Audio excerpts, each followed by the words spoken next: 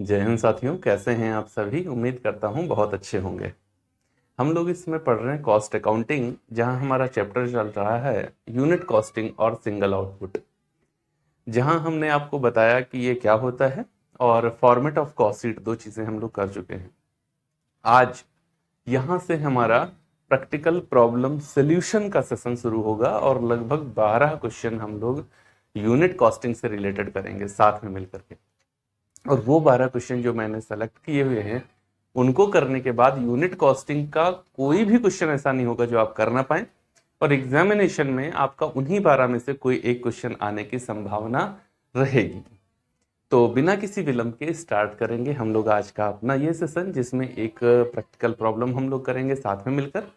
और ये छोटा सा वीडियो होगा, लगभग वही 15 से 20 मिनट के आसपास का, और लगातार अगर आप हमारे साथ बने रहे तो चीज़ें आपको इजीली समझ में आ जाएंगी।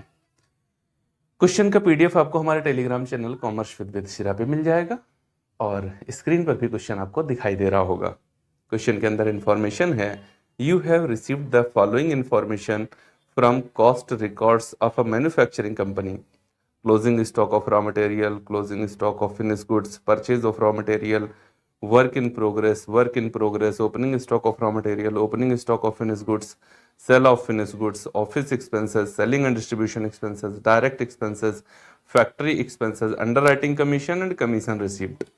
हमसे पूछा जा रहा है वैल्यू ऑफ मटेरियल यूज्ड बताओ, टोटल मैन्युफैक्चरिंग कॉस्ट बताओ, कॉस्ट ऑफ गुड्स सोल्ड बताओ, प्रॉफिट ऑन गुड्स सोल्ड बताओ, और नेट प्रॉफिट बताओ। देखो, इतनी इंफॉर्मेशन पूछी। सबसे पहली बात आप ये समझ लीजिए, जब हम लोग कॉस्ट अकाउंटिंग करेंगे तो फाइनेंशियल एक्सपेंसेस को हम लोग कॉस्ट अकाउंटिंग के अंदर इन्वॉल्व नहीं करते। फाइनेंशियल अकाउंटिंग में कॉस्ट के एक्सपेंसेस इंक्लूडेड होते हैं, बट कॉस्ट अकाउंटिंग में फाइनेंशियल एक्सपेंसेस इंक्लूड नहीं किए जाते। जैसे इसके अंदर आया कमीशन रिसीव्ड, इसके अंदर आया अंडर राइटिंग कमीशन, इनको हम लोग इन्वॉल्व नहीं करेंगे अपनी कॉस्ट में, क्योंकि ये फाइनेंशियल नेचर के हैं। पहली बात हो गई। दूसरी बात, इस क्वेश्चन के अंदर हमसे दो वैल्यू पूछी। उसने हमसे कहा profit on cost, profit on good sold बताओ और नेट प्रॉफिट बताओ। जब ये दो सिचुएशन आ जाएं तो क्वेश्चन को कॉस्ट ऑफ प्रोडक्शन तक, कॉस्ट ऑफ गुड सोल्ड तक सॉल्व किया जाता है, और उसके बाद में trading profit and loss account बनाकर अलग से इसको दोनों ही प्रॉफिट बताए जाते हैं। दो प्रॉफिट कभी नहीं पूछेगा, इस क्वेश्चन में पूछा। मैंने कहा ना, जो 12 क्वेश्चन करूंगा, 12 के 12 क्वेश्चन के अंदर हर एक क्वेश्चन में एक नई कंडीशन लेके आऊंगा। तो इस क्वेश्चन की कंडीशन क्या है कि यहां पर ग्रॉस प्रॉफिट और नेट प्रॉफिट दोनों बताने हैं। जब ये दोनों प्रॉफिट बताने होंगे तो हमारा जो स्टेटमेंट ऑफ कॉस्ट बनेगा वो केवल और केवल कॉस्ट ऑफ गुड्स सोल्ड तक बनेगा, और उसके बाद में हम लोग ट्रेडिंग पीएल एक अलग से बनाएंगे, वहां पर ये दोनों प्रॉफिट बताएंगे कि कैसे आएंगे। ओके, बात क्लियर जी? क्लियर। स्टेटमेंट ऑफ कॉस्ट क्यों बनाएंगे? क्योंकि क्वेश्चन के अंदर कुछ कहा नहीं गया। अच्छा, कहा नहीं गया तो क्यों बनाएंगे स्टेटमेंट ऑफ कॉस्ट? क्यों कॉस्ट शीट क्यों नहीं बनाएंगे, या प्रोडक्शन अकाउंट क्यों नहीं बनाएंगे? देखो, प्रोडक्शन अकाउंट तो कहा जाता है तभी बनाते हैं। इस क्वेश्चन के अंदर कितनी यूनिट प्रोड्यूस की गई ये नहीं दिया हुआ है। जब कितनी यूनिट प्रोड्यूस की गई ये नहीं दिया गया हो, तो इस कंडीशन में हमारे पास एक ही ऑप्शन बचता है कि हम लोग स्टेटमेंट ऑफ कॉस्ट बनाएं। तो हम बनाएंगे statement of cost.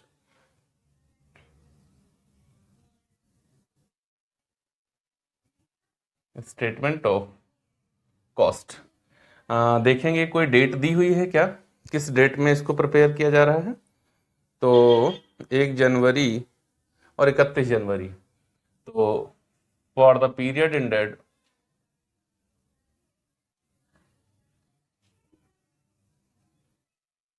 31 January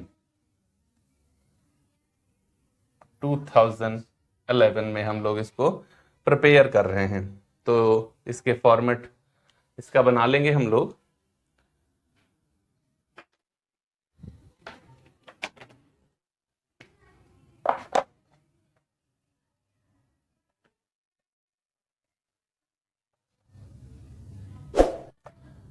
format statement of cost बनाना है तो एक कॉलम अमाउंट का रहता है,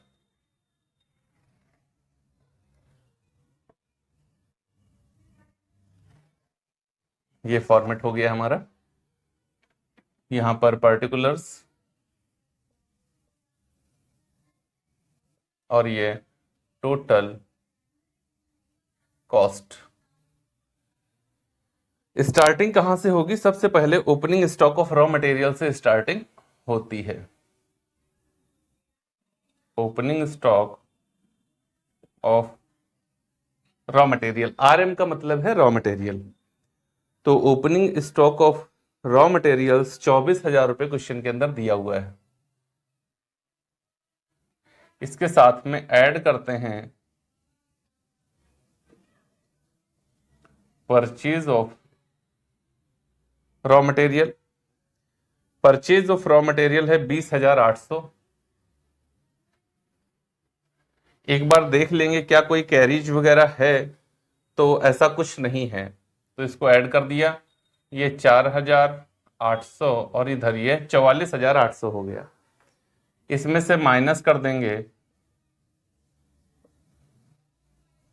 closing stock of raw material, और closing stock of raw material 25,150 है, 25,150। तो 0, 5 और 7 से 1 जाएगा तो 6, यहां पर 14 से 5 जाएगा तो 9, 3 से 2 जाएगा तो 1, 19,650 रुपए। और पहली कॉस्ट हमारी आ गई, इसको कहेंगे cost of raw material used, पहली कॉस्ट हो गई। ठीक, ऑब्जेक्टिव क्वेश्चन के आधार पर आपको इतना ही बड़ा क्वेश्चन ऑब्जेक्टिव बन जाएगा। 3 वैल्यू दी, आपसे पूछ लिया, एक आधी वैल्यू और बढ़ा दी इधर उधर। इसके बाद में डायरेक्ट एक्सपेंसेस इसमें हम लोग अगर इन्वॉल्व कर दें, जो कि क्वेश्चन के अंदर हमको दिए गए हैं 16,000 रुपए, तो ये प्राइम कॉस्ट बन जाएगी, क्योंकि अदर कोई डायरेक्ट एक्सपेंस क्वेश्चन के अंदर दिया नहीं गया है। तो हम इसको जोड़ दे रहे हैं, तो 650, 9 6 15 और 1 1 2 और 1 3, 35,650। और ये मेरी दूसरी कॉस्ट हो गई, जिसको कहते हैं प्राइम कॉस्ट। ओके, अब इसके बाद क्या होता है? देखो, मटेरियल हो गया और एक्सपेंस हो गए। अब आती है बात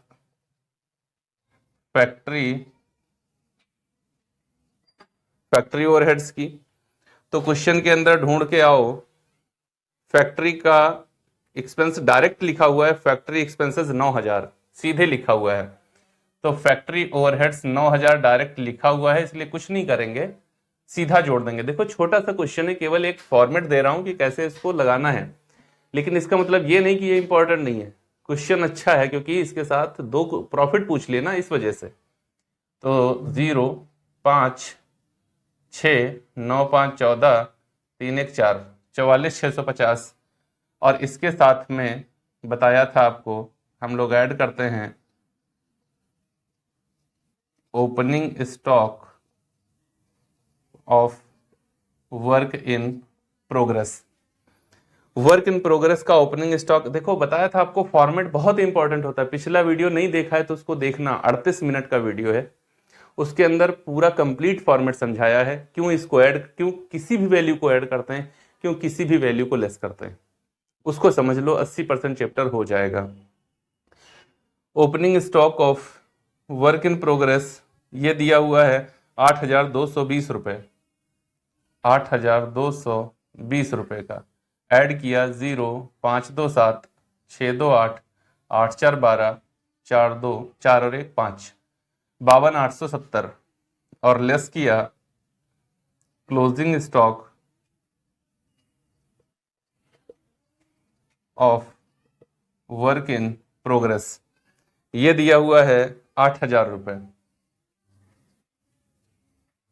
तो 0 7 8, 12 से 8 गया 4, और यहां पर फिर 4, 44,870 रुपए। ये मेरी कॉस्ट क्या आ गई? फैक्ट्री कॉस्ट आ गई। बात क्लियर हो रही है?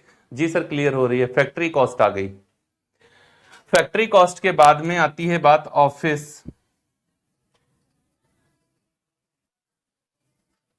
ऑफिस ओवरहेड्स की। तो ऑफिस ओवरहेड्स भी डायरेक्ट क्वेश्चन के अंदर एक साथ लिखा हुआ है, उसके अंदर कोई अलग से अलग अलग इंफॉर्मेशन नहीं, एक साथ लिखा हुआ है। ऑफिस ओवरहेड्स 2,150 रुपए का। तो 0, 7 5 12, 8 1 9, 1 10, 4 2 6 1 7 और 4 47 0 20। ठीक है ना, 47 0 20 ये आ गई हमारी कॉस्ट ऑफ प्रोडक्शन। एक एक आंसर भी हमारा मैच होता चल रहा है।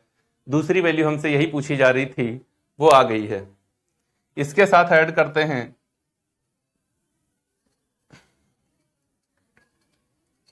Opening stock of finish goods. Opening stock of finish goods question के अंदर लिखा हुआ है opening stock of finish goods 16,200 रुपए। 16,200 रुपए ऐड कर दिए 0 2 2 7 6 13 4 1 5 1 6, 63,220 रुपए।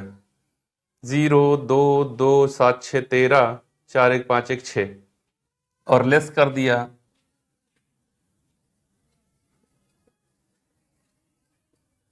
Closing stock of finish goods. Closing stock of finish goods question के अंदर है 14,650 रुपए। 14,650 रुपए माइनस किया तो 0, 12 से 5 गया तो 7, 11 से 6 गया तो 5, यहाँ पर 12 से 4 गया तो 8 और यहाँ पर 5 से 1 गया तो 4। ये आ गया मेरा कॉस्ट ऑफ गुड्स सोल्ड और ये भी आ रहा है 48,570, एकदम राइट। ये आ गया हमारा कॉस्ट ऑफ गुड्स सोल्ड।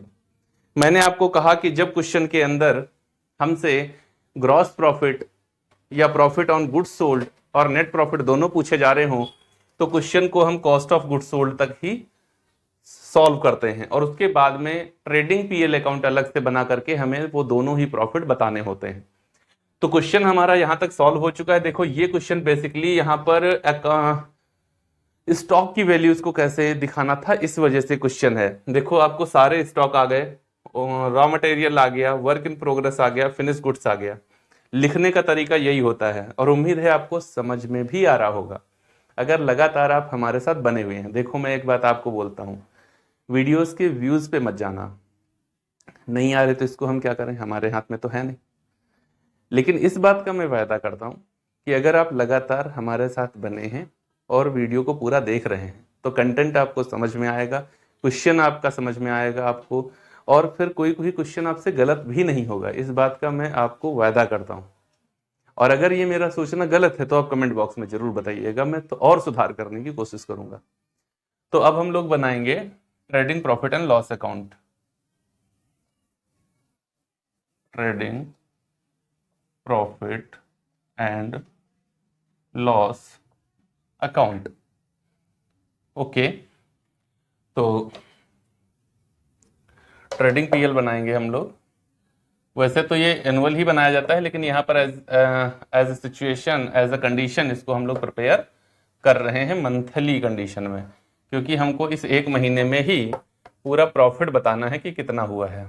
छोटा सा बनेगा 3-4 लाइन का, कोई बड़ा काम नहीं है इसके अंदर। ओके, और बस फटाफट अभी ये क्वेश्चन हमारा सॉल्व हो जाएगा। 4-5 लाइन का ये रहेगा हमारा। तो